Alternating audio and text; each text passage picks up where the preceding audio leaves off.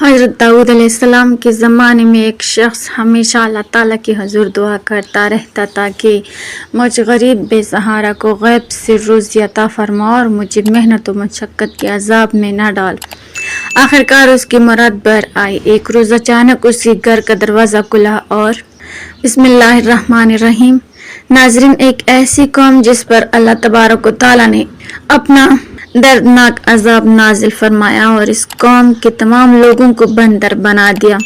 इस कौम के लोग कौन सा ऐसा गुनाह करते थे जिसकी वजह से अल्लाह तबारक व तआला ने उन पर दर्दनाक अजाब नाजिल फरमाया, और ये लोग बंदर बनने के बाद कितनी देर जिंदा रहे और फिर उनको किस कदर दर्दनाक मौत आई। जब ये लोग बंदर बन गए तो ये लोग अपने अजीज़ व अकारब को देखकर उनसे क्या कहते थे, और क्या आज के दौर में पाए जाने वाले बंदर इसी कौम की नस्ल में से हैं? इन तमाम तर सवालात के जवाबात कुरान और हदीस की रोशनी में आज की इस वीडियो में हम आपको बताएंगे। इंसानों के बंदर बनने की इब्तिदा हज़रत दाऊद अलैहिस्सलाम के दौर से हुई। इस वाक़ये का पस मंजर कुछ यूँ है कि हज़रत दाऊद अलैहिस्सलाम और उनकी कौम समंदर के किनारे एल नामी गाँव में रहते थे और उनकी तादाद 70,000 के करीब थी। ये कौम बड़ी ही खुशहाल थी और अल्लाह ताला की फरमाबरदार कौम थी। इस कौम को अल्लाह तबारक व तआला ने बेशुमार नेमतों से नवाजा था। हर तरफ सरसब्ज व शादाब बागात और हर तरफ हरियाली ही हरियाली थी और अल्लाह तबारक व तआला की बेपनाह करम नवाजी थी। ये लोग अपनी जिंदगी में बहुत ही खुश थे। हज़रत दाऊद अलैहिस्सलाम की कौम जो कि समंदर के किनारे रहती थी तो अल्लाह तबारक व तआला का उन पर यह खास करम था कि समंदर के इस किनारे पर बेपनाह मछलियाँ आती थीं जिनका ये लोग कारोबार करते थे और बहुत ही खुशहाली वाली जिंदगी गुजारते थे। जब ये कौम अल्लाह तबारक व तआला की नेमतों की वजह से खुशहाल हो गई तो अल्लाह तबारक व तआला की नाफरमानी पर उतर आई और तरह तरह के गुनाहों के अंदर मुब्तला हो गई।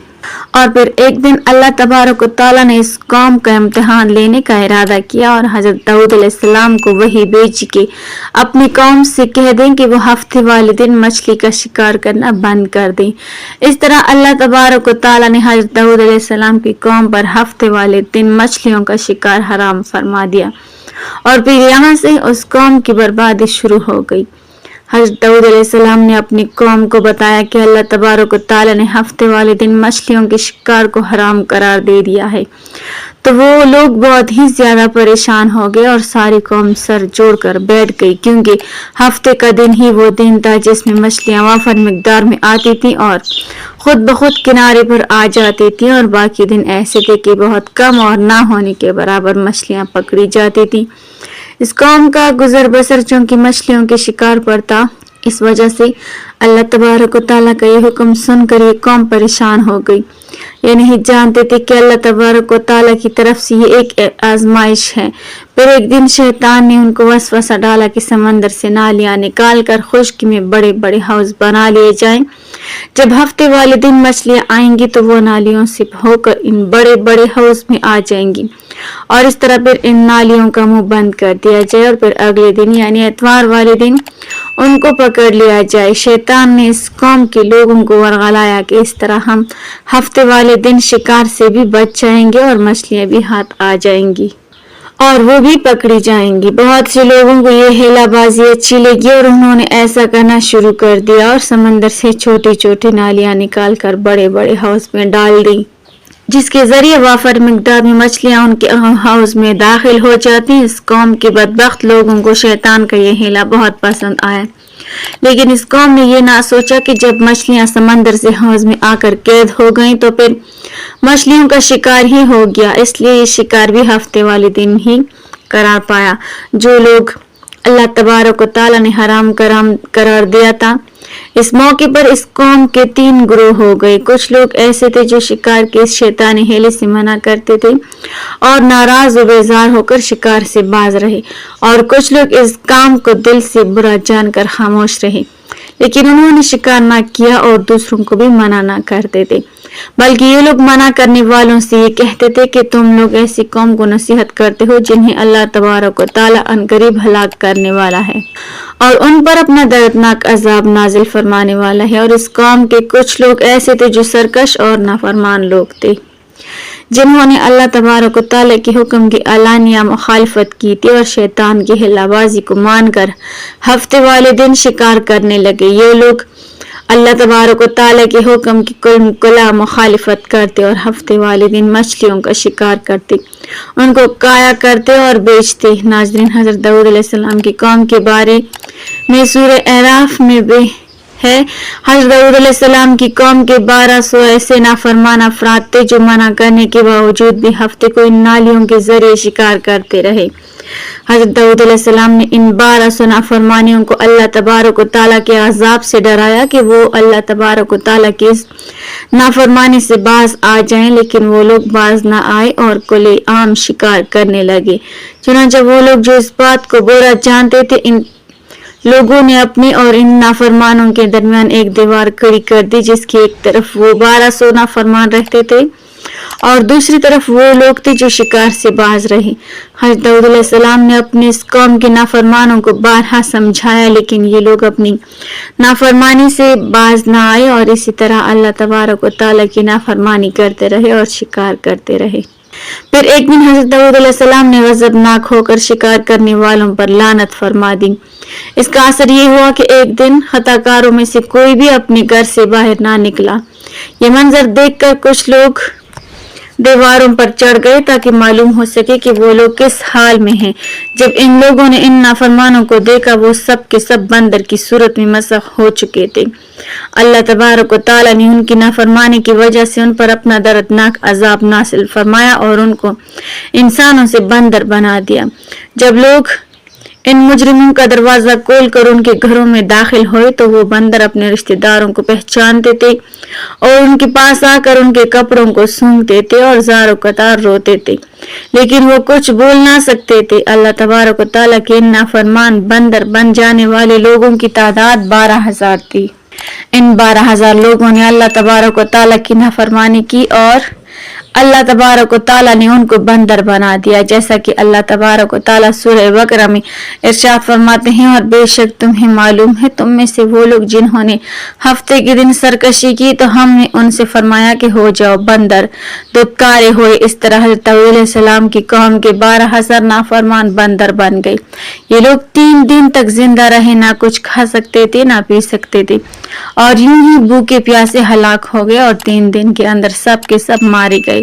اور وہ لوگ جو ان نافرمانوں کو اللہ تبارک و تعالیٰ کی اس نافرمانی سے منع کرتے تھے، اللہ تبارک و تعالیٰ نے ان کو اس عذاب سے سلامت رکھا، اور وہ لوگ جو اس شکار کو برا جان کر خاموش رہتے تھے، اللہ تبارک و تعالیٰ نے ان کو بھی اس عذاب سے محفوظ رکھا۔ اب بات کرتے ہیں کہ آج کے دور کے بندر کیا انہی کی نسل میں سے ہیں؟ تو روایات میں آتا ہے کہ حضرت عبداللہ بن مسعود رضی اللہ تعالیٰ عنہ سے روایت ہے کہ حضور نبی کریم صلی اللہ علیہ وسلم سے پوچھا گیا کہ کیا آج کے بندر اسی قوم میں سے ہیں؟ تو آپ صلی اللہ علیہ وسلم نے فرمایا کہ اللہ تعالیٰ جب کسی قوم کو مسخ کرتا ہے تو ان کی نسل آگے نہیں بڑھتی، لہٰذا آج کے بندر ان میں سے نہیں ہے۔ حضرت داؤد علیہ السلام کے زمانے میں ایک شریف النفس اور کمزور آدمی تھا جو اللہ تعالیٰ کے حضور دعا کرتا رہتا تھا کہ مجھے غریب بے سہارا کو غیب سے رزق عطا فرما اور مجھے محنت و مشقت کے عذاب میں نہ ڈال۔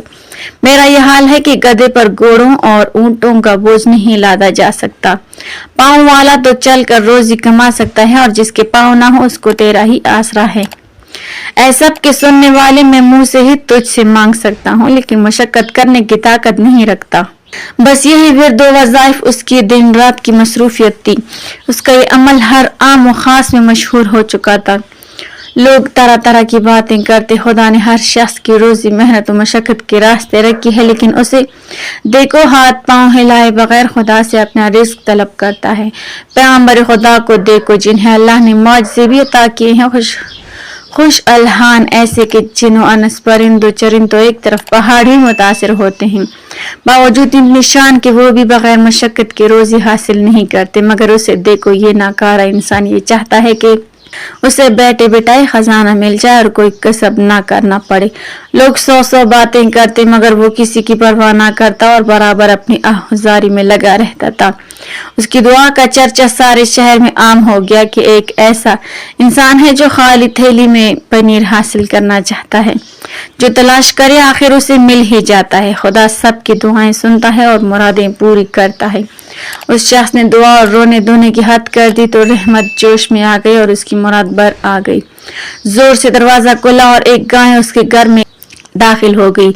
उसने फौरन गाय को पकड़ा, टांगे बांध कर बेतहमीली से उसके हल्क पर छुरी पेर कर ज़बह कर दिया। फिर कसाब को बुलवाया कि उसको काट कर बूटियां बना दे। गाय का मालिक गली कोचों में अपनी गाय तलाश करता हुआ वहां आ पहुंचा। उसने देखा कि गाय ज़बह हो चुकी है और कसाब उसकी बूटियां बनाने में मसरूफ है।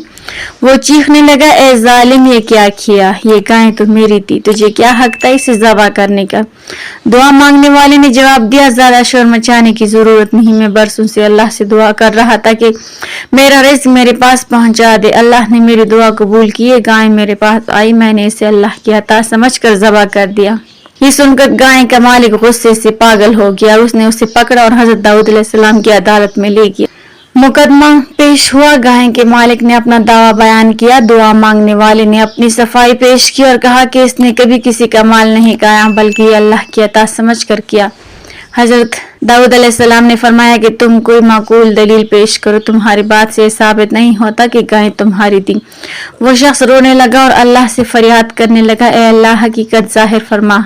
हजरत दाऊद अलैहिस्सलाम ने एक दिन की मोहलत ली और अल्लाह ताला से दुआ की। अगले दिन फैसला सुनाया। गाय के मालिक से फरमाया, इस शख्स को माफ कर दो, अल्लाह ने तुम्हारे गुनाहों पर पर्दा डाला है, तुम भी पर्दा रखो। वो शख्स चीख उठा, ये कैसा इंसाफ है? हजरत दाऊद अलैहिस्सलाम ने फरमाया, अपना माल भी इसके हवाले कर दो वरना तुम्हारी हकीकत खुल जाएगी। फिर फरमाया, अपना अहलो अयाल भी इसके हवाले कर दो। लोग हैरान रह गए। आखिरकार हजरत दाऊद अलैहिस्सलाम सबको एक दरख्त के पास ले गए और फरमाया कि यहाँ एक कत्ल हुआ था। फिर हकीकत बयान की, गाय वाला शख्स अपने आका का कातिल है, इसने अपने मालिक को कत्ल करके उसका माल हत्या लिया था और ये दुआ मांगने वाला इसी मकतूल का बेटा है। जमीन खोदी गई, सबूत मिला और हकीकत सामने आ गई।